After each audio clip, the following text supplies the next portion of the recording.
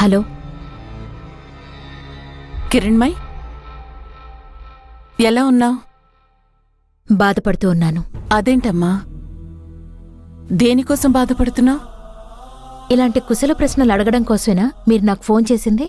కోప్పడతావు దేనికి కిరణ్మయ్? కారణం లేకుండా ఎవరూ ఫోన్ చేయరు కదా. మన మధ్యన ఏ కారణం ఉంటుంది? మధ్యలోనే మన పరిచయాలు తెగిపోయాయి కదా. తెగిపోయాయి అనుకున్నవి మళ్ళీ అతుకు పెట్టచ్చు. ఇక ఈ జన్మలో కలవరు అనుకున్న వాళ్ళు చాలా మంది కలిశారు. మీరు మంది గురించి మాట్లాడుతున్నారు, నేను నా గురించి మాట్లాడుతున్నాను. ఇది సమాజం కిరణ్మయ్. 10 మందిలో కలవకుండా ఒంటరిగా బతకడం గొప్ప కాదు. అందరితో కలిసి బతకడమే బతికినట్టు. నేను చెప్పేది అర్థం చేసుకోమ్మా. అక్కడ నువ్వు లాయర్గా చేస్తూ సక్సెస్ అయ్యావు. ఇక్కడ నా కొడుకు విక్రమ్ పోలీస్ జాబ్ చేస్తూ వీడు సక్సెస్ అయ్యాడు. కానీ మీ ఇద్దరూ జీవితంలో ఓడిపోయి ఫెయిల్ అయ్యారు.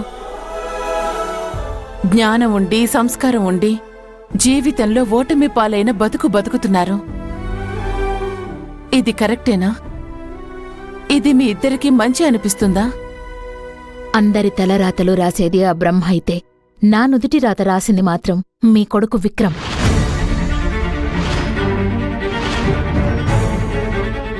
సరదాగా ఉండేదాన్ని, అందరితో కలిసి కలుపుగోలుగా ఎప్పుడూ నవ్వుతూ ఉండే నా నవ్వుని నా నుంచి దూరం చేసింది మీ కొడుకు విక్రమ్ కాదా? మీ కొడుకు డ్యూటీలో సక్సెస్ అయ్యాడు అంటున్నారు కదా. ఆయన డ్యూటీలో సక్సెస్ అవ్వడం నేను లైఫ్లో ఫెయిల్ అవ్వడానికి కారణం. ఆ విషయం మీకు తెలుసు కదా. మనిషికి మనసుంటుంది అంటారు, అది మీ కొడుక్కి మచ్చుకైనా లేదు ప్రభావతి గారు. ఇదంతా కాదు, ఇప్పుడు మీరు ఫోన్ చేసిన అసలు విషయం చెప్పండి. జరిగిపోయిన దాని గురించి వాడు ఫీల్ అవుతున్నాడు. ఇంకోసారి మీరిద్దరూ కలిసి మాట్లాడుకుంటే బావుంటుందమ్మా. తొక్కే రాయిని చెక్కి శిల్పం చేస్తే అది దేవుడిగా మారచ్చు.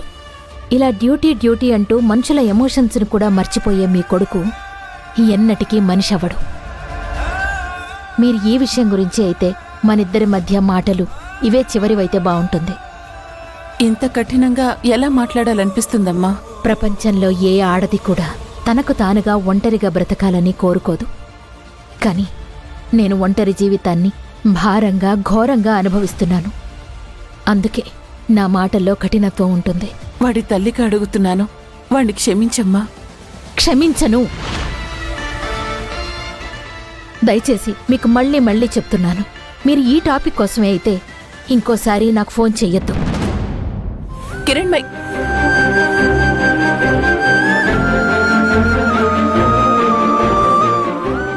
కిరణ్మయ్తో నన్ను మాట్లాడేది? అవునా?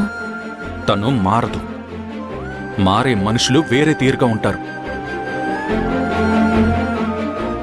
చూడమ్మా, కిరణ్మయి లైఫ్ లాంగ్ అలానే ఉంటుంది. మా విషయంలో నువ్వు జోక్యం చేసుకోకు. ఆ తర్వాత నువ్వు అనవసరంగా బాధపడాల్సి వస్తుంది.